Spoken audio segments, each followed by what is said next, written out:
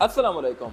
मेरा नाम है शाहसेब हाशमी और ये है लेक्सस LX 570 2016 मॉडल। ये लेक्सस LX 570 का फेसलिफ्ट वाला वर्जन है। ये शेप 2008-9 से आ रही है, लेकिन इसको एक बार फेसलिफ्ट कर दिया गया था और फेसलिफ्ट में इस गाड़ी की लुक्स को बहुत ज़्यादा अग्रेसिव कर दिया गया, जो कि ये गाड़ी है। इसमें इस गाड़ी की बहुत सारी चीज़ें चेंज की गई थी, इंक्लूडिंग पूरा ही front end, rear end, side भी सिर्फ इसके डोर्स और छत पुरानी है, बाकी सब कुछ इस गाड़ी में ऑल टुगेदर नया है, इंक्लूडिंग इंटीरियर। इंजन इस गाड़ी में 5.7 लीटर V8 आता है और ये गाड़ी लग्जरी के लिहाज से बहुत लोडेड है। लुक्स भी इस गाड़ी की मेरे ख्याल से टाइमलेस हैं और इसकी डिमांड 6 करोड़ 30 लाख रुपए है। अगर आपने इस गाड़ी के बारे में कोई इन्फॉर्मेशन लेनी है तो आप इस दिए गए नंबर पर कॉल कर सकते हैं या फिर आप साइकिल मोटरस्पोर्ट को विजिट कर सकते हैं, जो कि रावलपिंडी में DH2 के गेट 1 के ऑपोजिट लोकेटेड है। साइकिल मोटर्स की टोटल 2 ब्रांचेस हैं, एक रावलपिंडी में मरी रोड पे और फिर एक रावलपिंडी में ये वाली ब्रांच। इन दोनों ही ब्रांचेस पे गाड़ियों की बाइंग एंड सेलिंग के साथ साथ गाड़ियों के काम भी किए जाते हैं, जैसे कि tints, wrap, ceramic coating, PPF, graphene coating. यहाँ पे गाड़ियाँ फेसलिफ्ट भी की जाती हैं। हमने इससे पहले वाली LX 570 को इस शेप में भी कन्वर्ट किया हुआ है। सो आपने अगर अपनी गाड़ी को कन्वर्ट करवाना है या मॉडिफाई करवाना है तो cycle motorsports is the place. Overall it's a great Lexus and today I'm going to review it. Let's start with the exterior of this car. Looks के लिहाज से ये गाड़ी मेरे ख्याल से टाइमलेस है और उसकी वजह ये है कि इसकी लुक्स बहुत ज़्यादा शार्प और एग्रेसिव हैं और उसके अलावा इसमें कुछ भी ऐसा नहीं है जो कि आपको एक पुरानी वाली फीलिंग दे। इसका बोनट बहुत सारा शार्प करेक्टर लाइन्स के साथ है।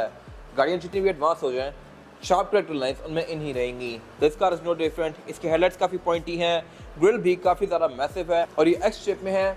इस शेप की ग्रिल वाला डिज़ाइन बेसिकली इस गाड़ी ने स्टार्ट किया था, फिर ये फॉर्च्यूनर, प्राडो इनमें भी आने लग गई, बट ये गाड़ी ओरिजिनल कार थी जिसने ये ट्रेंड डाला था गाड़ियों के अंदर।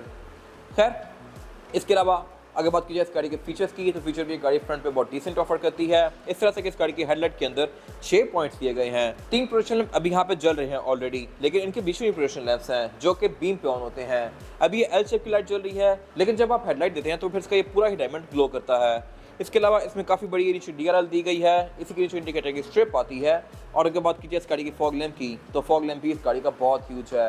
ये फॉग लैंप मैंने हाथ में पकड़ा हुआ है और ये लिटरली अच्छा खासा बड़ा फॉग लैंप है, वैसे देखने में इतना बड़ा नहीं लगता। इसके अलावा इस फॉग लैंप के अंदर 2 पॉइंट्स आते हैं अलग अलग, एक तो भी जल रहा है लेकिन एक पॉइंट फिलहाल ब्लैंक है और उसकी वजह यह है कि ये कॉर्नरिंग लाइट है। अब इस गाड़ी को जिस तरफ टर्न करेंगे ये वहीं का लैंप ऑन होगा। इसके अलावा इस गाड़ी में फिर ये बॉडी किट्स भी लगी हुई हैं जो कि इसकी लुक को और ज़्यादा मैसिव बना रही हैं। ये गाड़ी इटसेल्फ भी काफ़ी मैसिव और बल्की है और इसके अलावा इसका जो लेक्सस का लोगो है ये भी प्रिंटेड है और उसकी वजह यह है कि इसके अंदर रडार आता है। ग्रिल इस गाड़ी की ब्लैक आउट है, वैसे ये ग्रे में आती है। इसके अलावा ये गाड़ी फ्रंट पे पार्किंग सेंसर्स भी ऑफर करती है और इसमें हेडलाइट वॉशर भी आते हैं। इसके अलावा ऊपर यहाँ पे कुछ और सेंसर्स दिए गए हैं, इनका फीचर क्या है मैं आगे जाके कवर करूंगा अभी इंटीरियर में। और अगर बात की जाए इस गाड़ी की साइड प्रोफाइल की तो यहाँ भी सब कुछ बिल्कुल फ्लोई सा है और काफ़ी डिसेंट है। कटलाइंस गाड़ियाँ बिल्कुल मिनिमलिस्टिक सी दी गई हैं, सब कुछ यहाँ काफ़ी सिंपल सा है, लेकिन फीचर्स यहाँ पे काफ़ी सारे दिए गए हैं। किस तरह से कि इस गाड़ी के साइड मिरर जो हैं ये रिट्रैक्टेबल हैं, एडजस्टेबल हैं, इनमें ऑटो का फीचर भी आता है, प्लस इनमें ब्लाइंड स्पॉट मॉनिटर्स भी आते हैं। फिर इसके जो रिम है ये 21 इंचेस के हैं। ये ऐसी भी मैंने अब तक का सबसे बड़ा रिम देखा है। रेंज रोवर वोग वगैरह भी 21 इंचेस का ऑफर करती हैं, बट स्टिल इसकी लुक काफ़ी ज़्यादा मैसिव आती है। इसके अलावा स्पेसिफिक कार के जो ये साइड मिरर हैं ये ब्लैक हुए में हैं, ग्रिल ब्लैक है, साइड मिरर ब्लैक है और बैचेस इसके ब्लैक हैं। और इसके अलावा इसके जो क्रोम की फिनिशेस हैं ये भी हैंडल्स के ऊपर ब्लैक की हुई हैं, जो कि इसकी लुक को थोड़ा सा डिफरेंट बना रही है। इसके अलावा क्रोम भी इस गाड़ी की साइड पे काफ़ी सारा दिया गया है विंडोज़ के आसपास और इसके अलावा इसमें ये एयर प्रेस भी कंपनी से स्टैंडर्ड ही आए हुए हैं। बाकी साइड पे गाड़ी ऊपर रूफ रेल्स भी ऑफर करती है जो कि इसकी लुक में एक SUV वाला टच ऐड करती है। और अगर बात की जाए इस साइड की तो इसमें जो विंडोज़ हैं बैक पे ये प्राइवेसी वाली आती हैं, क्योंकि गाड़ी जैपनीज इंपोर्ट है। बेशक आप लेक्सस देखें, V8 देखें, प्राडोस देखें, इनमें ये टिंटेड ही आएंगी। और इसके अलावा ये गाड़ी बैक पे फीचर्स भी अच्छे ऑफर करती है, इस तरह से कि एक तो इसमें बैक पे प्राइवेसी कर्टन्स भी दिए गए हैं। इसकी विंडोज़ इटसेल्फ टिंटेड है, लेकिन यहाँ पे ये कर्टन्स भी आते हैं। ये कैसे वर्क करते हैं मैं आगे डिमॉन्स्ट्रेट करूंगा अभी। और इसके अलावा इसमें फ्यूल डोर भी यहाँ पे दिया गया है। एक फुल टैंक में गाड़ी आपको तकरीबन 6 से 700 तक की रेंज दे सकती है। और इसके अलावा साइज के लिहाज से ये गाड़ी एक फुल साइज SUV है। इसका कंपटीशन रेंज रोवर वोग बनती है, लेकिन वो गाड़ियाँ फीचर्स इससे भी ज़्यादा ऑफर करती है। और वो इस तरह से कि उसमें एक तो फुट स्टेप जो है वो रिट्रैक्टेबल आते हैं, यानी कि आप उसका डोर खोलेंगे तो नीचे फुट स्टेप डिप्लॉय होगा, बंद करेंगे तो वापस जाएगा, लेकिन वो चीज़ ख़राब भी हो जाती है। इसके अलावा उसमें छोटी मोटी और भी बहुत सारी चीज़ें आती हैं जो कि इस गाड़ी में नहीं है, बट स्टिल इसमें जो कुछ भी है काफ़ी रोबस्ट और ड्यूरेबल है। इसके अलावा ये गाड़ी हाइट कंट्रोल भी ऑफर करती है, यानी कि आप इसकी हाइट को अंदर से ही रेस या लोअर कर सकते हैं अपनी मर्जी के लिहाज से। और अगर बात की जाए इस गाड़ी के रेयर लुक की तो ये भी पूरी कार की तरह काफ़ी एग्रेसिव है। एक तो ये काफ़ी जॉइंट है और इसके अलावा बैक पे भी इसमें सब कुछ काफ़ी पॉइंटी सा है, बेशक इसकी टेल लाइट्स हों, इसकी ओरोटेक्टल लाइन्स हों, सब कुछ काफ़ी शार्प सा है। टेल लाइट इस गाड़ी की फुल एलईडी में आती हैं जो कि एल शेप में है, और इसके अलावा इसमें टेल गेट भी स्प्लिट आता है। इसका ऊपर वाला पोर्शन जो है ये ऊपर जाता है लाइक दिस, और नीचे वाला पोर्शन अलग से नीचे आता है। ऑफ कोर्स ये टेल गेट पावर्ड है, यानी कि मैं इसको अगर की फोर्स से अनलॉक करूँगा तो ये ऑटोमेटिकली ऊपर जाएगा। नीचे वाले पोर्शन को मैं हाथ से ही अनलॉक करूँगा। और ये गाड़ी प्रॉपर 7 सीटर एसयूवी है। इसमें थर्ड डोर सीट्स भी दी गई हैं जिनको मैं यहाँ से रेस या लोअर कर सकता हूँ इलेक्ट्रॉनिकली लाइक दिस। इसको ओपन करके आप यहाँ पे बैक पे 2 लोग बिठा सकते हैं। फोल्ड करके ट्रंक कैपेसिटी काफ़ी ज़्यादा खुली हो जाती है, और अगर मुझे ट्रंक कैपेसिटी और भी ज़्यादा स्पेशियस चाहिए तो मैं सेकंड रो सीट्स को भी फोल्ड कर सकता हूँ। इसके अलावा यहाँ पे इसकी टूल किट दी गई है नीचे, और इसका स्प्लिट होने का पर्पज़ ये है कि आप यहाँ पे चढ़ के बैठ सकें इस तरह से। लेट्स सपोज मैं किसी पिकनिक पे जाता हूँ तो मैं यहाँ बैठ के हैंग आउट कर सकता हूँ, चिल कर सकता हूँ। ये चीज़ LX 600 में नहीं है और ना ही SC 300 सीरीज़ में है। बाकी बैक पे ये गाड़ी दो एग्जॉस्ट ऑफर करती है जो कि यहाँ लेफ्ट पे दिए गए हैं। टेलगेट इस गाड़ी का पावर्ड है जिसको मैं इस तरह से बंद कर सकता हूँ। डेफिनेटली इसमें सेंसर भी आता है, यानी कि अगर मेरा हाथ यहाँ पे आ जाए तो ये क्रश नहीं करेगा। इसमें बैक पे फिर ये रेयर विंडशील्ड वाइपर आता है, ऊपर वॉशर आता है। बैक पे 2 एग्जॉस्ट टिप्स दी गई हैं जो कि इसकी लुक को बेहतर बना रही हैं, और इसके अलावा यहाँ पे कुछ खास है नहीं। इसके बाद अगर बात कीजिए इस गाड़ी के इंटीरियर की, तो यहाँ बैठते आप सबसे पहली चीज़ नोटिस करेंगे वो है इस गाड़ी की स्पेस। ये गाड़ी इंटीरियर के लिहाज से बहुत ज़्यादा स्पेशियस है। सेंटर कंसोल बहुत चौड़ा है, डैशबोर्ड बहुत वाइड है, इसका सीट भी काफ़ी मैसिव है, और यहाँ बैठ के आपको सही on top of the world वाली फील आती है। इन सारी चीज़ों में अगर बात करूंगा अभी फिलहाल, अगर बात कीजिए इस गाड़ी के स्टीयरिंग व्हील की, तो स्टीयरिंग व्हील इस गाड़ी का लेदर और वुड के कॉम्बिनेशन के साथ है। इसकी जो ग्रिप्स हैं ये लेदर की फिनिश में है, और बाकी सारे स्टीयरिंग पे वुड दिया गया है, और इसकी वजह है, और वजह ये है कि इसकी जो लेदर की ग्रिप्स हैं ये सर्दियों में अगर आप इनको गर्म करना चाहें तो गर्म भी कर सकते हैं। इसमें स्टीयरिंग व्हील हीटेड आता है, ये मेरे ख्याल से एक अच्छी चीज़ है। और इसके अलावा इसमें लेफ्ट और राइट स्पोक को डिफरेंट कंट्रोल्स दिए गए हैं। लेफ्ट स्पोक जो कंट्रोल्स हैं ये मल्टीमीडिया सिस्टम के हैं, राइट स्पोक जो कंट्रोल्स दिए गए हैं यहाँ से आप इसके MID के बीच में नेविगेट कर सकते हैं, और गाड़ी के कुछ सेंसर्स को ऑन ऑफ कर सकते हैं जैसा कि लेन डिपार्चर असिस्ट, रडार वगैरह को। इसके अलावा ये गाड़ी पैडल शिफ्टर्स भी ऑफर करती है। बाकी इस गाड़ी में एयर बैग्स भी काफ़ी सारे आते हैं। एक एयर बैग स्टीयरिंग व्हील में माउंटेड है, एक डैशबोर्ड में, 4 पिलर्स में, 2 सीट्स के साइड पर, और फिर ड्राइवर के नी पे भी दिया गया है। और बाय द वे ये स्टीयरिंग व्हील मेमोरी फंक्शन के साथ आता है।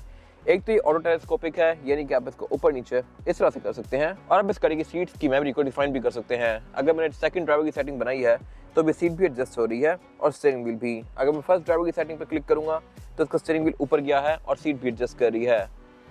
ये मेरे ख्याल से काफी अच्छा लग्जरियस फीचर है। इस गाड़ी में 3 ड्राइवर्स अपनी मर्जी के लिहाज से सेटिंग बना सकते हैं। इसके अलावा अगर बात कीजिए इस गाड़ी की हेडलाइट्स की कंट्रोल की, तो इनमें ऑटोमेटिक वाला फीचर भी आता है, यानी कि ये डे और नाइट को सेंस करके ऑटोमेटिकली ऑन या ऑफ तो होंगी ही, लेकिन इनमें ऑटो लेवलिंग वाला फीचर भी आता है, यानी कि ये ऑटो लेवल भी करती हैं। इसके अलावा इसकी फॉग का कंट्रोल भी यहीं पे दिया गया है। फॉग इस गाड़ी में फ्रंट और बैक दोनों पे आती है। इसके अलावा वाइपर इस गाड़ी में रेन सेंसिंग दिए गए हैं, ये ऑटोमेटिकली ऑन या ऑफ तो होते ही हैं, लेकिन बारिश की स्पीड को सेंस करके तेज या स्लो भी होते हैं। इसके अलावा अगर बात कीजिए इस गाड़ी के मीटर की, तो पूरी ही गाड़ी के इंटीरियर और एक्सटीरियर की तरह इस गाड़ी का मीटर भी काफी वाइड है। यहाँ पे 6 डायल्स दिए गए हैं। सेंटर में जो 2 मेन डायल्स हैं ये इसका स्पीडोमीटर और RPM के हैं। इसकी स्पीड लिमिट 260 km/h तक है, जबकि यूजुअली जापानी कार्स में ये 180 km/h तक आती है। फिर इसके अलावा इसकी जो रेव लिमिट है ये 5.9 पे है, और इसके अलावा सेंटर में एक MID क्लस्टर दिया गया है जो कि काफ़ी इंटरेक्टिव है और क्वालिटी के लिहाज से भी काफ़ी बेहतर है। प्री फेसलिफ्ट कार में या फेसलिफ्ट के बाद भी ये काफ़ी बेसिक सा था, पिक्सेलेटेड सा था। इसको जब फेसलिफ्ट किया गया, जब इसकी ये वाली शेप आ गई थी, तो इस शेप के बाद इसकी क्वालिटी को काफ़ी बेहतर कर दिया गया। यहाँ पे गाड़ी आपको बहुत सारी चीज़ें शो करवाती है, जैसे कि ट्रिप्स, एवरेज किलोमीटर पर litre, tyre turning radius, tyre pressure monitor. इसके अलावा कंपास भी आती है, इसमें मल्टीमीडिया सेटिंग्स भी आपको यहाँ पे शो होती हैं, और इसके अलावा इस गाड़ी के बहुत सारे फीचर्स को भी आप यहाँ से इनेबल या डिसेबल कर सकते हैं। प्लस आप इसके हेड अप डिस्प्ले को भी यहाँ से एडजस्ट कर सकते हैं।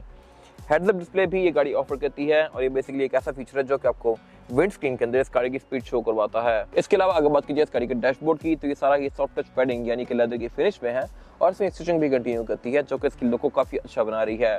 डैशबोर्ड के एजेस पे स्पीकर्स दिए गए हैं, और इसके अलावा सेंटर में एक सबवूफर भी दिया गया है, और इसके सेंटर में एक काफ़ी बड़ी स्क्रीन दी गई है। लेकिन स्क्रीन का एक काफ़ी बड़ा ड्रॉबैक भी है, और वो ड्रॉबैक ये है कि ये स्क्रीन टच में नहीं है।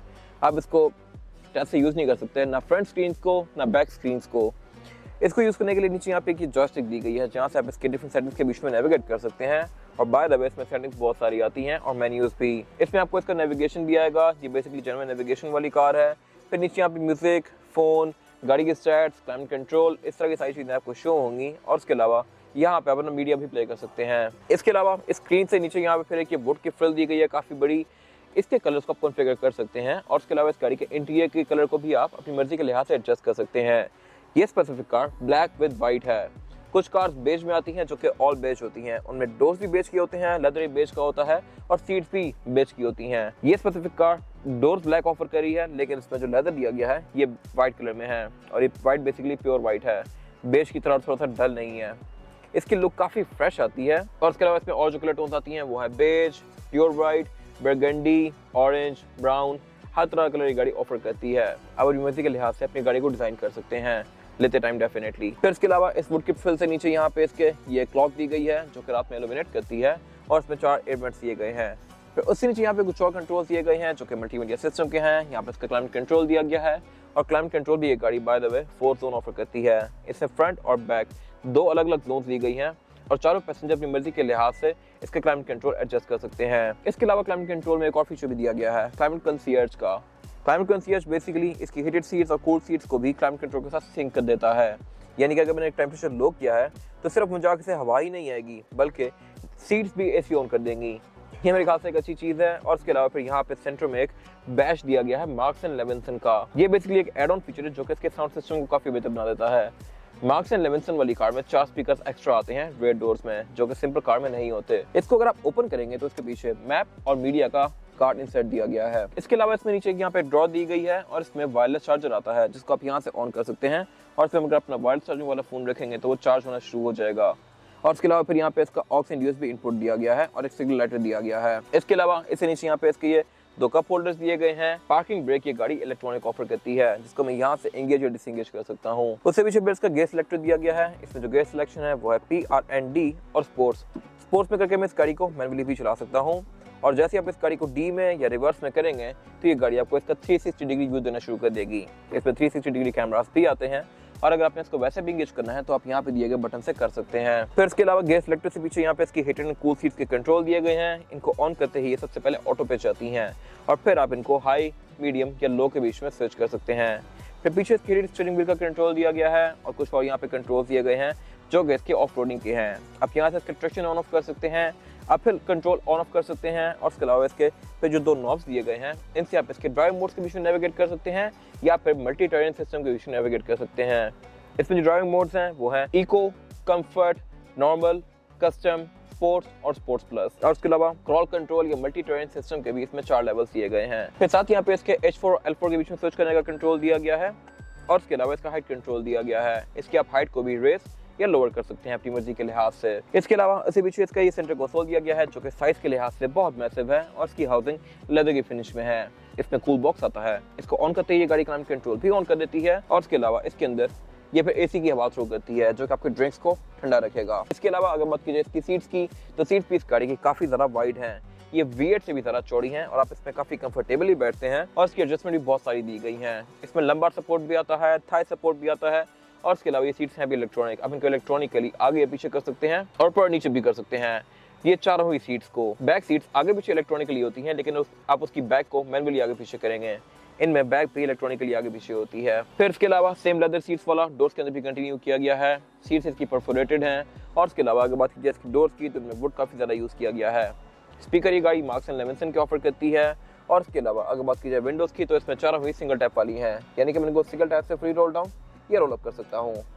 फिर मैं इसके साइड मिरर को भी यहीं से बैठ के फोल्ड या अनफोल्ड कर सकता हूँ और इसके अलावा इसके साइड मिरर के अंदर ब्लाइंड स्पॉट मॉनिटर भी आता है, यानी कि अगर यहाँ पे कोई ऑब्स्टिकल है तो ये गाड़ी इंडिकेट करेगी और मुझे यहाँ मुंडे से रोकेगी। इसके अलावा इसके पिलर्स के अंदर भी ट्विटर दिए गए हैं और इसके वैनिटी मिरर ड्राइवर और पैसेंजर दोनों के लिए दिए गए हैं विद अ लाइट जो कि ऑटोमेटिकली ऑन होती है। बाय द वे इसके सनशेड्स भी एक्सटेंडेबल हैं। मुझे अगर फ्रंट से धूप आ रही है तो मैं यहाँ से बचा सकता हूँ, लेकिन अगर धूप कॉर्नर से आ रही है तो मुझे यहाँ से हिट करेगी, तो मैं इससे बचने के लिए इसको इधर कर सकता हूँ और फ्रंट के लिए फिर एक और सन वाइजर दिया गया है। ये मेरे ख्याल से एक इंटरेस्टिंग चीज़ है। इसमें 2 सनशेड्स आते हैं। फिर इसके अलावा इसके सेंटर में इसका रेडियो मिरर दिया गया है जो कि ऑटो डिमिंग वाला है। विंडशील्ड के ऊपर वाला एरिया जो है ये थोड़ा सा टिंटेड है जो कि एज अ सनशेड काम करता है। फिर इसके अलावा इसकी यहाँ पे सनग्लास होल्डर दिया गया है। केबिन लाइट्स दी गई हैं जो कि टच में ही है, इनको मैं टच से ऑन ऑफ कर सकता हूँ। ये इवन LC300 में भी बटन वाली आती हैं, बट लेक्सस ये टच सेंसिटिव ऑफर करती है। और इसके अलावा फिर इसमें यहाँ पे ये सनरूफ दी गई है जिसको मैं यहाँ से क्लोज या ओपन कर सकता हूँ और इसके अलावा यहाँ पे कुछ खास है नहीं। इसके बाद अगर बात की जाए स्काई में रेयर पैसेंजर्स के लिए सीटिंग कैपेसिटी की तो ये बैक पे अच्छी खासी स्पेशियस है। फ्रंट सीट को मैंने मैक्सिमम पीछे किया हुआ है बट स्टिल मेरे पास यहाँ पे सफिशिएंट हेडरूम बाकी है। अगर मैं इसको नॉर्मल पोजीशन पे करूंगा तो फिर यहाँ पे लेगरूम काफ़ी कंफर्टेबल हो जाएगा और उसके अलावा हेडरूम भी इस गाड़ी में काफ़ी स्पेशियस है। यहाँ पे किसी बंदे को कोई इशू नहीं होने वाला। और ये गाड़ी चौड़ाई में भी क्योंकि काफ़ी चौड़ी है तो बैक पे आप 3 लोग भी एडजस्ट कर सकते हैं। 4 लोग आना चाहें तो वो भी आ जाएंगे, लेकिन फिर ज़्यादा कंफर्टेबल नहीं होंगे। इसके अलावा फ्लोर बेड भी ये गाड़ी फ्लैट ही ऑफर करती है, जो कि मेरे ख्याल से एक अच्छी चीज़ है। और सिर्फ यही नहीं, यहाँ पे फीचर्स भी बहुत डिसेंट दिए गए हैं। इस तरह से रियर पैसेंजर्स के लिए इसमें क्लाइमेट वेंट्स बहुत सारे दिए गए हैं। एक या सेंटर में है, एक पाँव में है, एक ऊपर छत में भी दिया गया है। और उसके अलावा ये गाड़ी बैक पे क्लाइमेट कंट्रोल की 2 जोन्स भी ऑफर करती है। इसमें बैक पे प्रॉपर क्लाइमेट कंट्रोल आता है, जो कि फ्रंट के क्लाइमेट कंट्रोल की तरह ही फंक्शन करता है। यहाँ से मैं इसकी फैन की स्पीड को कम ज़्यादा कर सकता हूँ, क्लाइमेट कंट्रोल को एडजस्ट कर सकता हूँ। और उसके अलावा सिर्फ यही नहीं, इसमें बैक पे सीट्स हीटेड के साथ साथ कूल भी आती हैं। लैंड क्रूजर 200 सीरीज या जो V8 होती है वो गाड़ी बैक पे सिर्फ सीट्स हीटेड ऑफर करती है, बट इसमें कूल वाला फंक्शन भी दिया गया है। और उसके अलावा प्रॉपर यहाँ पे एक डिस्प्ले दिया गया है फ्रंट जैसा ही। मैं इसके मोड्स को भी चेंज कर सकता हूँ कि हवा सिर्फ यहाँ से आएगी, सिर्फ पाँवों पे आएगी या सिर्फ ऊपर से आएगी, तीनों से भी कर सकता हूँ मैं। फिर इसके अलावा इसके सेंटर में एक ये सेंटर कंसोल दिया गया है, जिसको ओपन करके मैं यहाँ से एक स्टोरेज एरिया एक्सेस कर सकता हूँ। और इसमें एक ये रिमोट भी दिया गया है इन स्क्रीन्स को यूज़ करने के लिए। फ्रंट की तरह ही ये स्क्रीन्स भी टच में नहीं है। इनको यूज़ करने के लिए मैं लेफ्ट और राइट पर सेलेक्ट करके इनको ऑन या ऑफ कर सकता हूँ अपनी मर्जी के लिहाज से। फिर इसके अलावा ये स्क्रीन्स भी काफ़ी फीचर रिच हैं, इस तरह से कि इसमें मैं अपनी मर्जी के लिहाज से मीडिया भी प्ले कर सकता हूँ। यहाँ पे दिए गए पोर्ट से यहाँ पे एक HDMI पोर्ट दिया गया है, जहाँ पे अपना लैपटॉप प्लग इन करके यहाँ पे अपना मीडिया चला सकता हूँ, या फिर मैं फ्रंट वाला मीडिया ही बैक पे भी दे सकता हूँ। अपने लिहाज से मैं वॉल्यूम भी कम ज़्यादा कर सकता हूँ। मैं बैक पे हेडफोन लगा के अपने लिहाज से भी वॉल्यूम को एडजस्ट कर सकता हूँ, या फिर अपना मीडिया भी यहाँ पे प्ले कर सकता हूँ। फिर इसके अलावा सेंटर में एक नीचे सिग्नल लाइटर भी दिया गया है, और मैं रेयर सीट्स को भी अपनी मर्जी के लिहाज से आगे या पीछे कर सकता हूँ इलेक्ट्रॉनिकली, लाइक दिस। और सिर्फ यही नहीं, अगर मैंने इसकी बैक को भी एडजस्ट करना है तो मैं बैक को भी अपनी मर्जी के लिहाज से रिक्लाइन कर सकता हूँ। इस तरह से मैं यहाँ पे प्रॉपर इस तरह से लेट भी सकता हूँ। तो ये मेरे ख्याल से एक इंटरेस्टिंग चीज़ है। बाकी बैक पे इसमें केबल लाइट्स दी गई हैं, जो कि टच सेंसिटिव नहीं है, इनको मैं बटन से ही ऑन करूँगा। और इसके अलावा बैक पे फिर इसमें R6 के पोर्ट्स दिए गए हैं, सीट बेल्ट दी गई हैं, एयर बैग्स दिए गए हैं, और स्पेसिफिक कार में मार्क्स एंड लेविंसन का स्पीकर भी है बैक पे। इसमें साउंड सिस्टम ऐड ऑन है, तो इसमें यहाँ पे कुछ एक्स्ट्रा स्पीकर्स दिए गए हैं। और इसके अलावा इसमें फिर ये सनशेड्स भी आते हैं रेयर पैसेंजर्स के लिए, जो कि अगेन मेरे ख्याल से एक बहुत अच्छी चीज़ है। ये चीज़ भी V8 में नहीं आती। और इसके अलावा यहाँ पे कुछ खास है नहीं। इसके बाद अगर बात की जाए इस गाड़ी के इंजन की, तो इंजन गाड़ी 5.7 लीटर V8 ऑफर करती है। ये 5700 सीसी इंजन है, और इसमें आपके पास कोई चॉइस नहीं है, ये इसमें एक इंजन आता है। जबकि लैंड क्रूजर 200 सीरीज V8 जो हो गई, उसमें 2 मेन इंजन आते हैं, 4.7 लीटर या 4.6 लीटर V8 या फिर 5.7 लीटर V8, यही वाला इंजन। लेकिन ये गाड़ी सिर्फ एक इंजन ऑफर करती है, और यही मेन वजह है कि ये गाड़ी पाकिस्तान में बहुत ज़्यादा महंगी है। इंजन कैपेसिटी की वजह से इस पर टैक्सेस बहुत ज़्यादा पड़ते हैं। बाकी ये इंजन V8 है, साइज़ के लिहाज से काफ़ी मैसिव है, और इसके अलावा ये गाड़ी 380 हॉर्स पावर प्रोड्यूस करती है, जो कि सफिशिएंट है बॉडी साइज के लिहाज से। ये engine last naturally aspirated V8 engine है, जो कि इस गाड़ी में आया है। अब नई वाली गाड़ियाँ टर्बो चार्ज कर दी गई हैं, LX600 हो गई या फिर LC300 हो गई, जो मेरे पीछे खड़ी हुई है। ये गाड़ियाँ टर्बो चार्ज भी हैं, और इसके अलावा इनके इंजन भी V6 हैं। अब ये गाड़ी 3.5 लीटर ट्विन टर्बो आती है, या 3.3 लीटर ट्विन टर्बो डीजल आती है। ये गाड़ी 5.7 लीटर लास्ट जनरेशन है। इसके अलावा इस गाड़ी का इंजन भी काफ़ी वेल इंसुलेटेड है। इसमें traction control, ABS, driving modes, इस तरह की बहुत सारी चीज़ें आती हैं, जो कि इस राइड को बेहतर भी बनाती हैं। ये गाड़ी है भी ऑल टाइम 4x4, ट्रांसमिशन इसमें ऑटोमेटिक ही ऑफर होती है, और बाकी इस गाड़ी का स्टीयरिंग व्हील भी हाइड्रोलिक आता है। इसमें यहाँ पे प्रॉपर टैंक दिया गया है हाइड्रोलिक पावर स्टीयरिंग के ऑयल का। बाकी ये गाड़ी आपको तकरीबन 4 से 5 तक की एवरेज देगी, 6 से 7 तक भी जा सकती है डिपेंडिंग अपॉन ड्राइविंग पैटर्न, जो कि एक मेरे ख्याल से कम एवरेज है। लेकिन अगर आप इस गाड़ी के साइज़ को कंसीडर करें तो ये काफ़ी अच्छी एवरेज है। आपको रिबॉन या MG एशर जैसी गाड़ियाँ भी 6-7 की एवरेज देती हैं, तो उसके मुकाबले में ये गाड़ी इतनी बड़ी होते हुए भी उन जितनी ही एवरेज देती है, इतना बड़ा टैंक होते हुए। तो मेरे ख्याल से ये एवरेज ऐसी गाड़ी में बेयरेबल है। इसके अलावा इस गाड़ी का इंजन बे काफ़ी वेल इंसुलेटेड है, बोनट के अंदर भी इंसुलेशन दी गई है इसमें, और इसके अलावा इसका बोनट ओपन भी हाइड्रोलिक से होता है, जो कि अगेन मेरे ख्याल से एक अच्छी चीज़ है। इसके अलावा यहाँ पे कुछ खास है नहीं। इसके बाद अगर बात करिए इस गाड़ी की टायर साइज की, टायर साइज जो ऑफर करती है LX 570, यह है 275, 50 और 21। इसमें 21 इंचेस का रिम दिया गया है, जो कि अच्छा खासा मैसिव है। और इसके अलावा ये रिम है भी काफ़ी अच्छा लुक्स के लिहाज से। ये मल्टी स्पोक रिम है और डुअल कॉम्बिनेशन में है, एल्यूमिनियम और ग्रे के फिनिश के साथ। टायर गाड़ी डनलॉप ग्रैंड ट्रैक ऑफर करती है, जो कि टोयोटा की मोस्टली कार्स में आता है, और एक अच्छा टायर है। इसकी लाइफ तकरीबन 40% रिमेनिंग है अभी, तो ये आपको तकरीबन 20 से 1000 किलोमीटर अच्छी राइड प्रोवाइड करेगा। फिर इसके अलावा इसमें ऑल व्हील डिस्क ब्रेक भी आती है, फ्रंट पे भी और बैक पे भी, और इसमें फिर हाइट कंट्रोल भी आता है, यानी कि आप इसकी हाइट को रेज या लोअर कर सकते हैं। फिलहाल ये नॉर्मल पे है, इसको आप अगर रेस करेंगे तो ये गाड़ी काफी ऊंची हो जाती है और लो करेंगे तो ये गाड़ी लिटरली स्पोर्टेज या फॉर्च्यूनर के लेवल पे आ जाती है। इसके अलावा इसमें ट्रैक्शन कंट्रोल, ड्राइव मोड्स, इस तरह की और भी बहुत सारी चीजें आती हैं जो कि इसकी राइड को और बेहतर बनाती हैं, और इसके अलावा यहाँ पे कुछ खास है नहीं। ये था आज का रिव्यू। अगर आपको ये रिव्यू पसंद आया है तो इस रिव्यू को लाइक कीजिए, मेरे चैनल को सब्सक्राइब कीजिए, और अगर आपके पास गाड़ी से रिलेटेड कोई भी राय है तो उसको कमेंट सेक्शन में शेयर जरूर कीजिएगा, ताकि वो लोग जो गाड़ी लेने वाले हैं वो आपकी राय से फायदा उठा सकें। अपना ख्याल रखिएगा। Thank you.